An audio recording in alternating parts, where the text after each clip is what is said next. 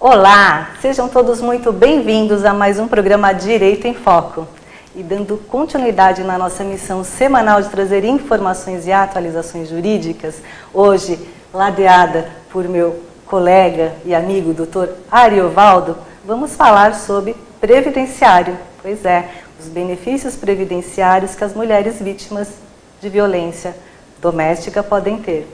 E para falar sobre o assunto, nada melhor que a doutora Priscila Simonato. Ela que é presidente do Instituto do Advogado Previdenciário, vai nos ajudar a compreender a matéria. Doutora Priscila, seja muito bem-vinda, muito feliz em recebê-la no nosso programa e muito obrigada por ter aceito o convite. Felicidade é minha, muito obrigada pela oportunidade de estar aqui conversando sobre esse tema tão importante, que é quais são os direitos que as mulheres vítimas então de violência doméstica têm, os direitos previdenciários que essas mulheres têm. Então, trazer informação aqui, conhecimento para as pessoas. Muito obrigada pelo convite, é uma satisfação estar na presença de vocês dois. É um prazer tê-la aqui. Muito obrigada. Doutora Priscila, acho que a primeira pergunta que a gente faz com esse tema é o seguinte: as mulheres vítimas de violência doméstica têm algum direito previdenciário? Sem dúvida alguma, mas até para que a gente comece a falar sobre esse direito previdenciário, esse benefício previdenciário devido às mulheres vítimas de violência doméstica, é importante a gente buscar algumas informações previstas na Lei Maria da Penha, que poucas pessoas conhecem, que a mulher que é empregada, ou seja, falando aquela mulher que trabalha com registro em carteira, seletista, ela tem o direito de se afastar do seu ambiente de trabalho por 6 meses, caso ela venha a ser vítima de violência doméstica, né?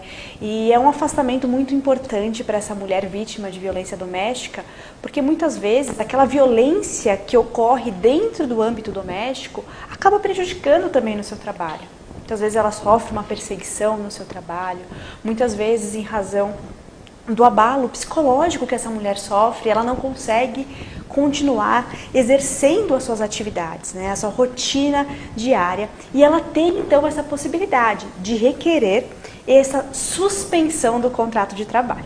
Aliás, eu falei aqui o termo suspensão desse contrato de trabalho, e é importante a gente trazer rapidamente o que decidiu o STF a respeito desse assunto. Que houve então o STJ, que houve uma discussão de se seria suspensão ou se seria interrupção desse contrato de trabalho. E aí a gente vai entrar então na questão do direito previdenciário. Olha só, quando a gente fala em suspensão do contrato de trabalho, a gente está dizendo que a mulher vai ficar sem salário, que o empregador não vai precisar então pagar esse benefício, esse salário para ela, mas que ela fica sem salário. Quando a gente tem a interrupção, a gente tem então a obrigação do empregador fazer o pagamento. E olha só a problemática que a gente encontra aqui, que foi até o que o STJ decidiu e precisou julgar em um caso concreto. A gente está falando que a mulher precisa buscar uma proteção. A mulher vítima de violência doméstica, ela já está num estado de vulnerabilidade muito grande. E muitas vezes, por ser vítima dentro do seu âmbito residencial, muitas vezes ela acaba continuando naquele ambiente por questão financeira, né? Algumas vezes ela não tem, exatamente, ela não tem opção. Então ela precisa do marido, ela precisa do seu companheiro para sustentá-la ali mensalmente, né? Para que ela tenha um mínimo de dignidade.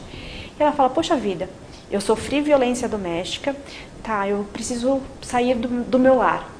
Mas se eu pedir para me afastar também do meu trabalho, eu vou ficar sem salário. Por um outro lado, se a gente não tem essa proteção de pagar essa mulher o salário, se ela não receber, vamos ver para o lado do empregador. Então, imagine se o empregador tem que pagar esse salário para essa mulher que ficou afastada por 6 meses. A gente vai ter ainda mais uma discriminação da mulher no mercado de trabalho, né? E a saída está justamente nos benefícios previdenciários. E aí que entra, né, o nosso assunto do que essa mulher vítima de violência doméstica, qual o direito previdenciário que essa mulher vítima de violência doméstica vai ter. Então, o STJ entendeu que será caso de suspensão do contrato de trabalho, ou seja, ela não vai ter salário. Tá, ela não tem salário, mas ela precisa de uma proteção. E qual seria essa proteção? A gente pode buscar, então, um amparo na lei previdenciária. E a gente fala muito aqui na questão de reforma da Previdência, um assunto que ficou bastante em pauta desde novembro do ano passado, porque vem a emenda número 103 de 2019, e a reforma da Previdência trouxe, no meu ponto de vista, uma saída para essa solução. Por quê? Antes da emenda número 103 de 2019, nós tínhamos então a concessão de benefícios por incapacidade caso ele fosse oriundo de uma doença. Então a gente tinha um benefício que era denominado de auxílio-doença, que pressupunha então uma doença para que ele fosse concedido. E a emenda número 103, ela retirou do texto constitucional essa palavra doença e incluiu a palavra incapacidade. Então, penso eu que a incapacidade, ela não é só uma incapacidade médica, ela pode ser também uma incapacidade social. E essa mulher, então, que foi vítima de uma violência doméstica, ela está diante de uma incapacidade social. Ela não pode trabalhar em razão da violência doméstica que ela sofreu. Então, aqui, qual que seria a saída, então, para essa mulher que foi vítima de violência doméstica, mas pontuar uma questão, que trabalha, né? Que tem um vínculo de emprego, né? Como seria, então, o que ela poderia fazer, então? Ela poderia requerer esse benefício previdenciário. Aí, aqui, nós conseguiríamos resolver duas situações. Por que eu falo resolver duas situações?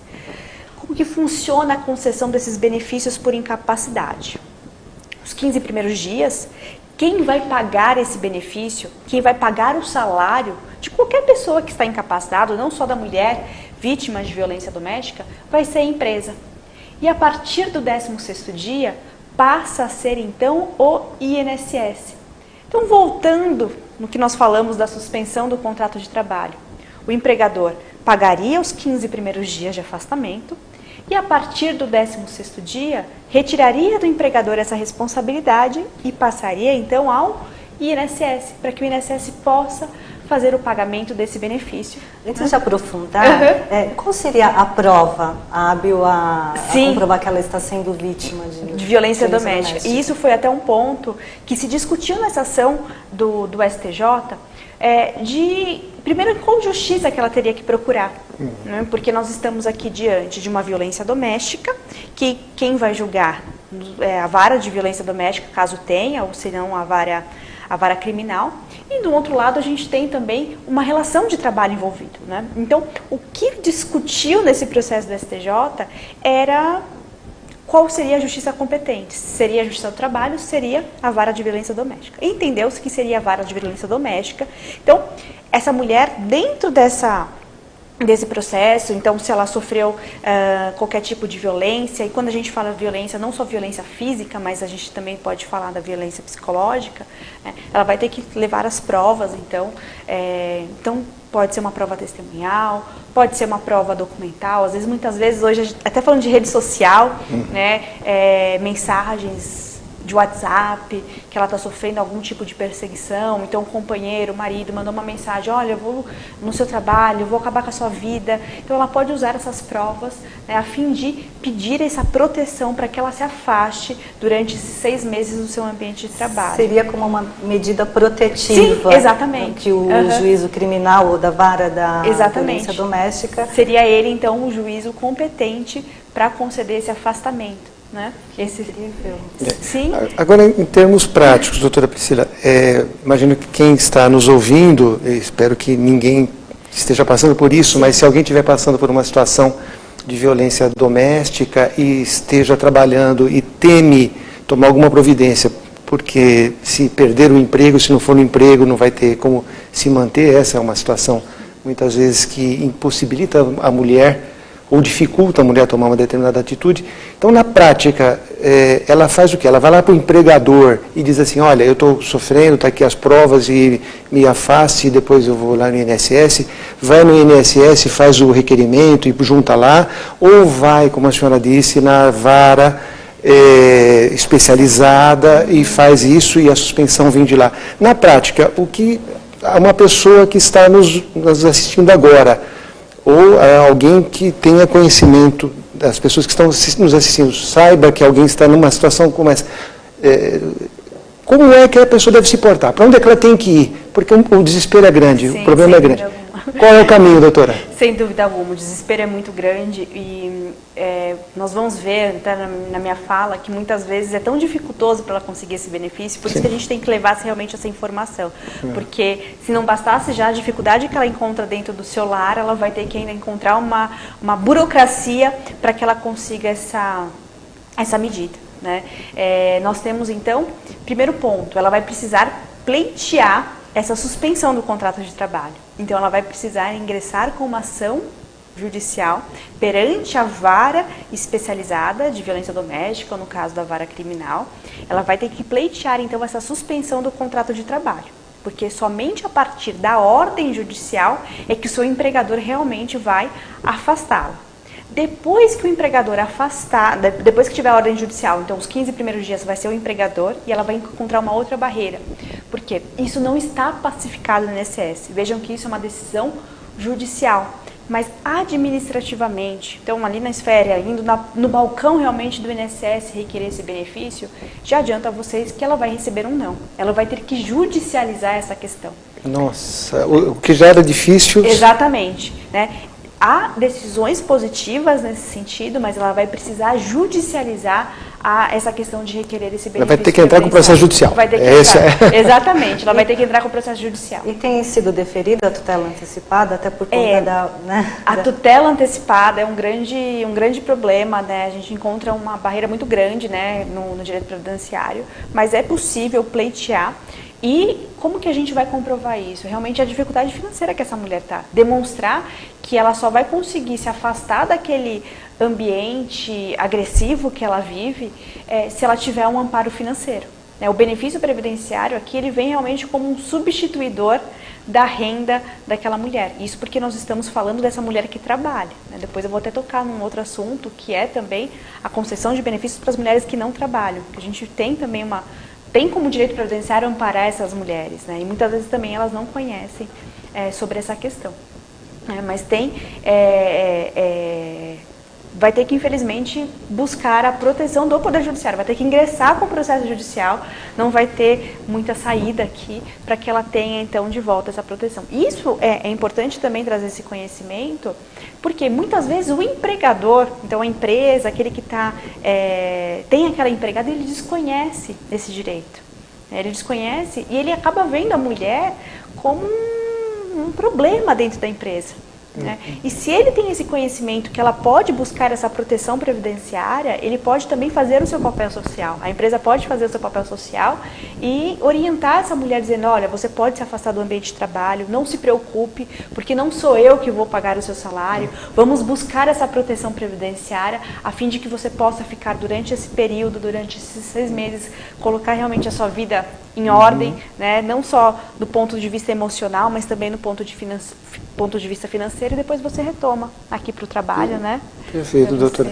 Eu entendi então que a mulher que esteja sofrendo a violência doméstica deve procurar, né, a vara especializada na sua cidade, na sua comarca, obter essa suspensão do contrato de trabalho por 6 meses, ir ao INSS, vai receber um não e entra com a medida judicial. Mas a senhora falou também que mesmo as mulheres que não têm emprego podem pleitear um benefício previdenciário. Eu gostaria de saber como isso funciona, mas a senhora, por favor, responda depois do intervalo. A gente volta daqui a pouquinho com essa entrevista maravilhosa aqui com a doutora Priscila. Olá, estamos de volta com o programa Direito em Foco, programa de debates, entrevistas e assuntos jurídicos relevantes. Hoje, aqui ao meu lado, a doutora Rosê Molitor, estamos tendo o privilégio de entrevistar a doutora Priscila Simonato, que é presidente do Instituto dos Advogados Previdenciários. Está dando uma aula aqui para nós sobre esse assunto de tanta importância às mulheres que sofrem de violência doméstica e ainda tem que enfrentar um problema financeiro. E a Previdência Social, ou dentro da área da Previdência Social, pode ter alguma luz. No primeiro bloco, a doutora Priscila nos explicou aqui os caminhos que a mulher vítima de violência doméstica pode seguir para obter o benefício previdenciário. O que pode fazer e as dificuldades que ela provavelmente vai encontrar, mas que ela deve enfrentar, porque, afinal de contas, ela tem que lutar contra essa violência, que não é uma luta só dela, é uma luta de toda a sociedade.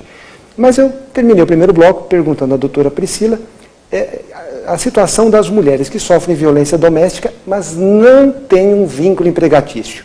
Se a Previdência Social tem alguma solução para essas mulheres. Doutora Priscila, tem alguma solução ou não? Tem sim, tem solução. Nós estamos falando dessas mulheres que têm vínculo, né? Nós já pontuamos aqui que é possível a concessão do benefício previdenciário, mas nós temos outras mulheres, e aqui eu vou fazer algumas observações. Primeiro vamos falar daquela mulher que é conhecida popularmente como autônoma. Aquela mulher, então, que exerce as suas atividades, não tem um vínculo de emprego, mas que contribui para o INSS. Vamos pontuar isso. Ela é uma contribuinte do INSS. Então, pode ser que ela seja uma profissional liberal, pode ser que ela seja sócia de uma empresa, mas ela está ali arcando mensalmente com as suas contribuições. Então, ela vai poder ter direito também aos benefícios por incapacidade. Por que ela vai poder ter direito aos benefícios por incapacidade? Muitas vezes essa violência doméstica, ela causa alguma questão física, né? Ela pode sofrer uma agressão física e a incapacidade de alguma forma. Então, de repente, ela foi agredida, perdeu, de repente, quebrou o braço, perdeu os movimentos da mão. Então, ela vai ter direito a um benefício por incapacidade. A gente pode falar que no auxílio, que era chamado de auxílio-doença, agora a gente chama de auxílio por incapacidade temporária. Então, a violência doméstica fez ela quebrar o braço. Ela vai ficar um período, então, afastada, vai receber esse benefício. Ou, infelizmente, algumas vezes ela pode causar uma incapacidade permanente. Pode ser concedida, então, uma aposentadoria por incapacidade permanente. Porém, nós temos também situações em que a violência doméstica, ela acaba trazendo problemas psicológicos para essa mulher, né? Ela acaba tendo que passar pelo psiquiatra e fica incapacitada em razão disso. Então, também vai ser devido esse benefício por incapacidade. Então, aqui nós estamos falando de uma mulher que tem a proteção porque ela contribui para o INSS. Mas, infelizmente, não é essa a realidade de todas as mulheres, né? Nós temos, muitas vezes, a mulher vítima de violência doméstica que não está inserida no mercado de trabalho. Doutora Priscila, só fazendo um gancho aqui. Claro. Esse período, claro, ela tem que ter o vínculo, tem que contribuir, sim, mas ela tem carência? Vamos lá, tem carência, ela precisa de pelo menos 12 contribuições para que ela tenha direito a esse benefício previdenciário. E até complementando, tem carência, mas existe na lei previdenciária o que a gente chama de período de graça. O que é esse período de graça? É um período que qualquer segurado continua tendo direito aos benefícios previdenciários, mesmo após deixar de contribuir para a Previdência Social. Vou trazer um exemplo aqui para ficar mais fácil de explanar. A mulher parou de trabalhar em 2019. Tá? Ela parou de trabalhar em 2019, vamos colocar aqui em janeiro de 2019. Nós estamos, então, em 2020, de janeiro para agora, para o mês que nós estamos, já se passaram 12 meses. Ela, teoricamente, teria perdido a qualidade de segurado. Porém, se a gente descobrir que se essa mulher tivesse sido dispensada, ou seja, mandada embora do emprego, ela vai ter a prorrogação por mais 12 meses. Então, mesmo sem estar contribuindo para a Previdência Social, ela tem a qualidade de segurado, ela vai poder requerer esse benefício previdenciário. Esses 12 meses ele conta a partir da demissão ou a partir do final do recebimento do seguro-desemprego? Então, a partir da dispensa, da data de rescisão. A gente estava com a MP 905, que não foi, né, do contrato verde e amarelo, que falava disso do seguro-desemprego, que ia ter o recolhimento sobre o seguro-desemprego, mas não passou, né? Então, é a partir da dispensa que começa a ser contado, né? Mas, né, essas mulheres, então, que são contribuintes da Previdência Social vão ter direito ao benefício. Mas nós temos outras mulheres que nem isso tem, nem isso tem, porque elas não exercem realmente atividade remunerada. E muitas vezes o fato de ela não exercer atividade remunerada é pela violência doméstica que ela sofre, né? Recentemente, eu fiz uma pesquisa sobre isso, sobre as mulheres que estão no mercado de trabalho, se elas sofrem mais violência doméstica que as que não estão inseridas no mercado de trabalho, e é bem curioso que o estudo, a conclusão que ele chegou é que as mulheres que estão inseridas no mercado de trabalho, que sofreram violência doméstica, hoje elas não estão mais casadas porque elas se divorciaram, então o estudo não ficou muito conclusivo, né, demonstrando que tanto faz, né? Se está dentro do mercado de trabalho ou não, a mulher acaba sendo vítima de violência doméstica. Mas as que não estão, né, inseridas no mercado de trabalho, que não contribuem para o INSS. Muitas vezes a gente tem mulher que não contribui para o INSS. E a gente tem também uma proteção previdenciária. Vou trazer 2 exemplos. A violência doméstica, muitas vezes, né, quando a gente está falando até de lesão corporal, então a violência física, pode ocasionar a prisão do cônjuge ou do esposo. E isso vai gerar, então, o direito dela receber um benefício chamado de auxílio-reclusão. O tão polêmico auxílio-reclusão, o benefício tão criticado, muitas vezes, né, eu sempre trago até nas minhas aulas exemplos de mulheres vítimas de violência doméstica que recebem auxílio-reclusão para mostrar que esse benefício, então, é devido à vítima, né, devido àquele que depende realmente economicamente do segurado. Então, a mulher vítima de violência doméstica, caso o seu companheiro, o seu marido seja preso em razão dessa violência doméstica, ela pode requerer o benefício de auxílio-reclusão. Claro que a legislação ela traz alguns requisitos para esse benefício de auxílio-reclusão, ela traz a necessidade de que o segurado seja de baixa renda, mas quando a gente fala em segurado de baixa renda, é a maioria das pessoas, né? Então, a gente tem a possibilidade dessa mulher requerer também esse benefício de auxílio-reclusão. Mas só para esclarecimento, embora só tenha sido muito clara, o auxílio-reclusão não é em razão dela ter sido vítima. O auxílio-reclusão é em razão dela ser companheira. Exatamente, mas nesse caso ela acaba... Porque o pessoal critica muito, olha, e a vítima não tem direito? Pois é, nesse caso ela é a vítima também da situação, né? Esse benefício ela vai ter direito porque ela é companheira, porque ela é esposa. Então, tem direito ao auxílio-reclusão. E, infelizmente, a gente vê muitos casos de violência doméstica que causa a morte da mulher, né? E, nesse caso, a gente não está falando de um benefício devido a ela, mas a gente está falando, né, de um benefício que vai ser devido aos filhos, aos dependentes dessa mulher, que é o benefício de pensão por morte. Então, a gente vê que dentro, né, da legislação previdenciária, a questão da violência doméstica causa esse desdobramento. E aqui trazendo um dado curioso, né, a Lei 13.846 de 2019 trouxe, então, uma lei recente, trouxe a possibilidade do INSS ingressar com ação regressiva em face do agressor em razão de benefício previdenciário concedido pela violência doméstica. O que isso quer dizer? Que se a mulher vítima de violência doméstica ficou incapacitada, começou a receber um auxílio-doença, começou a receber uma aposentadoria por invalidez, o INSS vai ingressar com ação em face do agressor, então em face do cônjuge, em face do marido, para que ele devolva os valores devidos, né, aquilo que o INSS gastou de benefício previdenciário, né? Então, uma forma de, indiretamente, mexer no bolso do agressor para que ele não pratique, né, essa violência doméstica. Então, uma forma de ter mais uma proteção aqui da mulher vítima de violência doméstica, né? A gente vê, então, esse bojo da legislação previdenciária trazendo essa proteção previdenciária para a concessão desses benefícios previdenciários e que, infelizmente, poucas mulheres conhecem. E, rapidamente, aqui eu trago um caso prático que eu tive a oportunidade de atuar de uma mulher vítima de violência doméstica, que o marido ele era companheiro, né? Vou pedir uma pausa, só para... Acho que estamos com problemas técnicos aqui de áudio da doutora Priscila. Só um instante, por favor. Eu já volto. Acho que isso aqui foi? Voltou, acho que voltou. Estamos... Okay, mas programa ao vivo acontece, não é? Não, perfeito. Agora, doutora Priscila, essa questão de que as mulheres devem procurar e que tem essa possibilidade do INSS entrar com uma ação de regresso, eu acho que é um avanço, a gente tem vários mecanismos de avanço, mas a senhora, pela sua experiência como advogada, como professora, como presidente do Instituto dos Advogados Previdenciários, nosso programa daqui a pouquinho está chegando ao final, mas eu gostaria que a senhora desse uma orientação, se possível, para as mulheres, mesmo aquelas que não têm o vínculo empregatício, essas que têm como autônomas, empregadoras, às vezes, como a senhora bem disse, muitas vezes ela é sócia de um pequeno, faz lá artesanato, faz bolo, tem pequenos comércios e vai ficar ausente e precisa da área previdenciária. Eu acho que, primeiro, se cadastrar na Previdência é um elemento de segurança para a mulher que teme sofrer a violência?